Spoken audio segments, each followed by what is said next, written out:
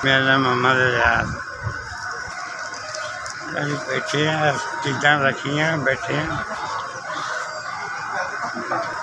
सर्दियों के की बन रहा है, ये 100 रुपया बन रहा है, सिगरट ये 2 दिन लैंड चाह बना 2 बजे।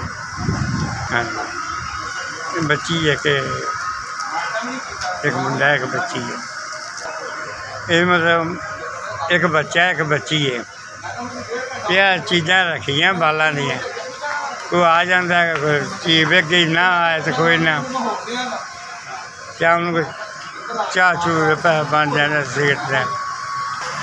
साडा एक बच्चा है भी मजदूर है, इन्हू फालत का अटैक होया तो काम नहीं कर सकता।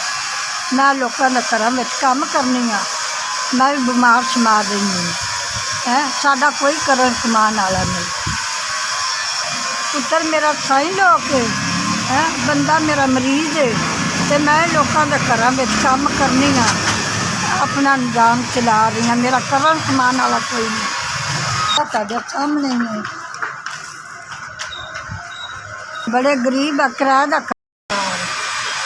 4000।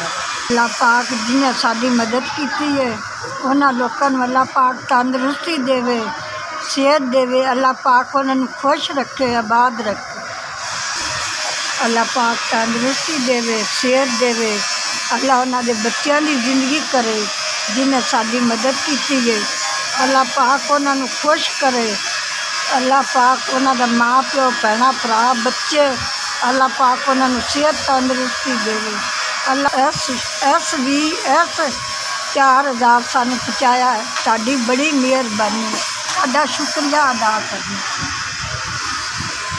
अल्लाह पाक सेहत तंदुरुस्ती दे।